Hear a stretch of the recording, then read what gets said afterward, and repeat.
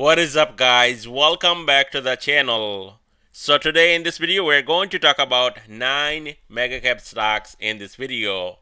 But before we get started, please hit that thumbs up button. That is greatly appreciated and that really helps out with YouTube algorithm. And if you want to support the channel and get my daily trade ideas, my swing trade ideas, 3 days of live trading in my Discord, definitely check out the Patreon. I'll leave a link down below in the description. And if you are new to this channel, consider subscribing. And now let's get right into it, guys.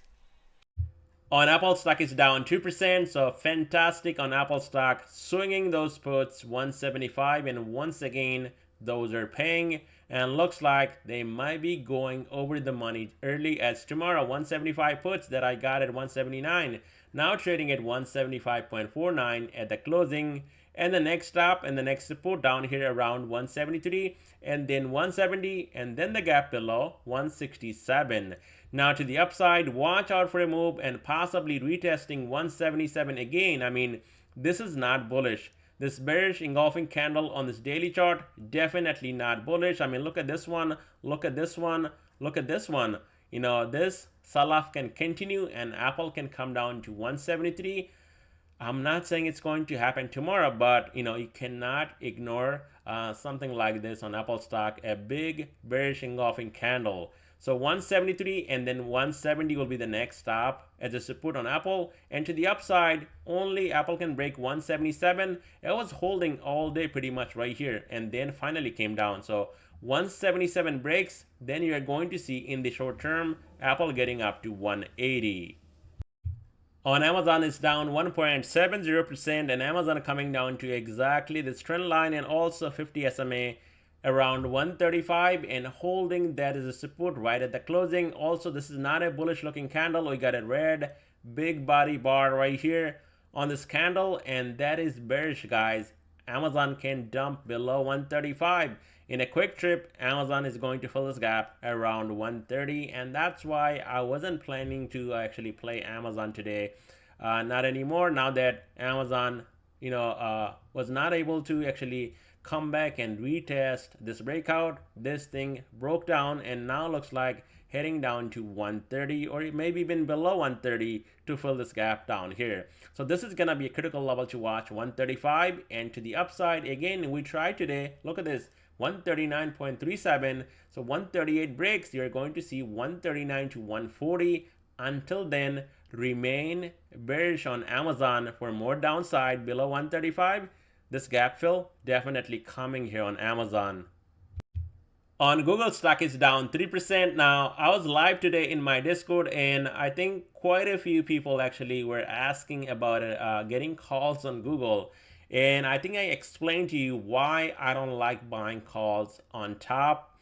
Because look at this, Google stock hitting multiple times 52-week high just last few days.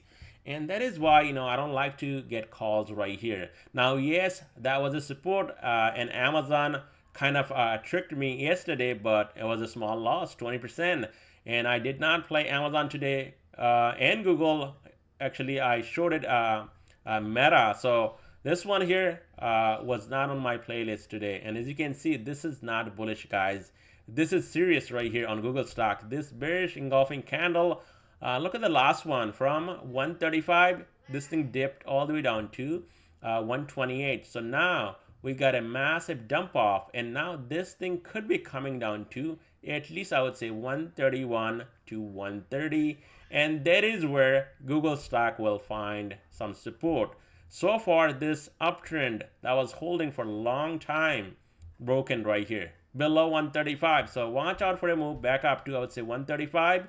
Gets rejected, you're going to see 131 to 130 on Google. Above 135, a little bit more upside, possibly going back up to 137 to retest 13 SMA on this daily chart. On Meta, it's down 1.77%. Now, Meta, I played today, and this was a really nice setup here on Meta. I shorted Meta, actually got 300 puts, just above 307. And then this thing came down, sold out for a profit at around 304. But look at this, guys. I mean, if I was holding in, I wasn't actually planning to hold Meta unless it was going against me. I know I got some time, but knowing that J Powell coming out later on, I'm not going to just hold a whole bunch of puts and risking my profit. So I took my profit, but there was more money left on the table here on Meta. This thing dumped, I mean, 300 puts when in the money, over the money, and now it's under 300. So now you want to watch right here.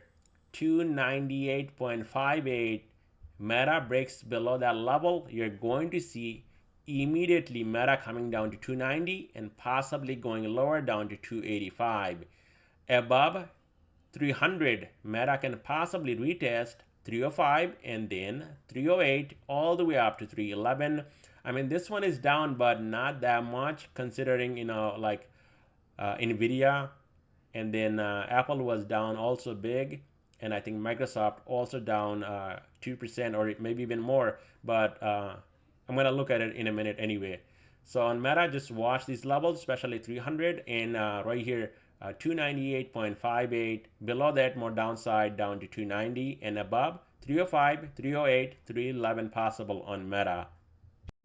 On Microsoft, it's down 2.40%, and just like I said last night, watch out for a breakout above 330, and if we cannot get that, watch out for the support around 320 right here at the lower Bollinger Band on Microsoft. And this is exactly what we got, stopping right here before closing at 320. So this is gonna be a key level to watch tomorrow. If not, you're going to see a lot more selling, possibly going down to 310 on Microsoft.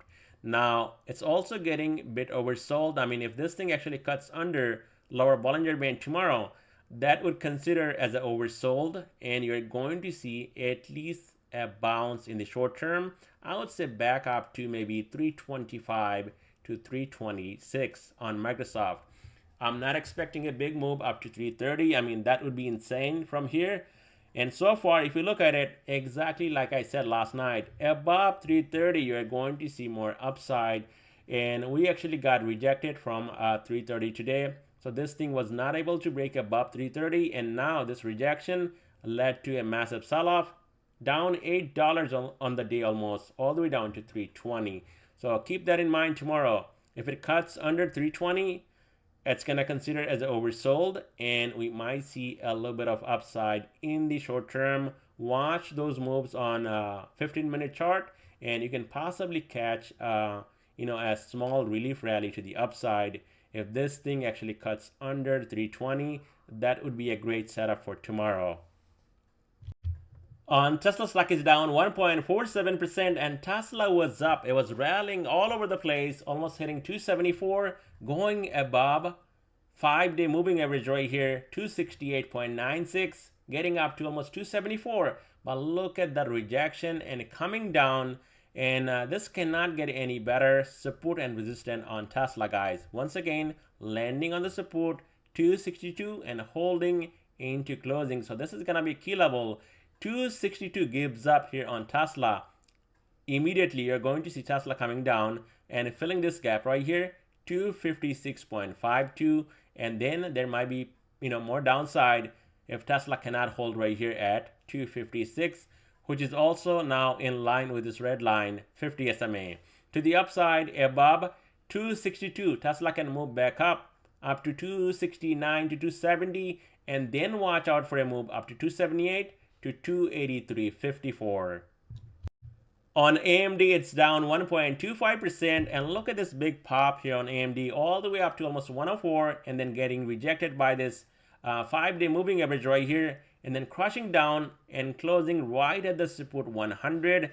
And early as tomorrow, 100 gives up, lower Bollinger Band already pointing to the downside. You're going to see 96 to 97, and the next stop all the way down here at $89. To the upside, now AMD needs to break 102.49, 105.36, and then you're going to see a quick trip up to 107 to 108 on AMD. AMD on a strong downtrend, and looks like, guys, I mean, just to be honest with you guys, whenever you see a big name like AMD hitting a support multiple times, it's going to break. And if that happens, you're going to see a lot more selling on AMD. So be prepared for that if you're buying shares, because this thing breaks 100, you're going to see a big dump off. On Nvidia stock is down 3%, and my puts are going through the roof that I got on top, and those are not going to expire until next year, June 2024. And that is why some people think like, why this guy is buying 8 months, 1 year, some cases 2 years out calls or even puts, and that is a swing trade. Why is he paying that high premium? That's why, because if I can buy the time and the stock actually makes that move slowly, my option premium will stay there. It's not going to actually dry up. And if you can buy that time, and especially if you catch something like Nvidia that actually moves 20, 30, 40, $100 a day, you need time on your side. And that is why I got those. Even Apple, guys, next year, all the plays recently that I took on Apple, especially swing trade, it was for next year. And even the ones that I got right now, it's for next year. So Nvidia now, I'm up 80% on my position, and looks like it's gonna be 100%. So Nvidia, I wish I went bigger. Like if this was a $100,000 position right here on Nvidia, right now it's 180,000. So that is a big trade on Nvidia, but I didn't go that big. But these opportunities, shorting right here on top, don't come that often. This thing can go down a lot. Right here, 306, that could be coming. But I also said before, in between, you're going to see a bounce. Now, if you buy something like a puts and you're swinging, you got time, that's going to allow you to hold pretty much like you're holding shares. And if you caught the top, definitely it's safer to hold. And that is why I think even if this thing bounces back up to 450, I got nothing to lose. This thing will slowly come down, at least down to 395, and I'll make 100% on Nvidia. So now it's getting oversold. So I'm expecting at least a relief rally, maybe some bounce tomorrow, but no guarantee how things actually sold off today. So watch out for this 420 support on Nvidia, and if that gives up 400, 395 right here, definitely possible, and it's on the card for this week. Maybe not tomorrow, but I think Friday Nvidia can do it right here. Bollinger Band already pointing down, so it's going to come down, and that will bring the stock down. So far we got a rejection from this trend line right here, and now the next one is all the way down here, guys, and that is around, I would say, 380. So long way down. It's not done yet, but in between, yes, you're going to see oversold rallies, some short squeeze here and there, but it's going to take a little bit of time, but slowly. The next target is 400, 395, and then the next target will be down here to fill this gap at some point within next 2 to 3 months. On Netflix is down 2.5%, and now it's getting closer and closer to this gap, 383.76, and that could be coming early as tomorrow morning. And this is where I actually like to add some more calls on Netflix, and that is why I'm waiting. I want to catch that relief rally to the upside, and that should take Netflix at least now back up to 295 to even 400. So watch tomorrow, guys. This is going to be a support level also after filling this gap around 383. We also have strong support down here at 376. To the upside, resistant to watch, 395, 400, 406, and then 419. And I doubt it's going to hit 419 anytime soon. Thank you so much for watching, and I'll definitely keep you guys updated tomorrow.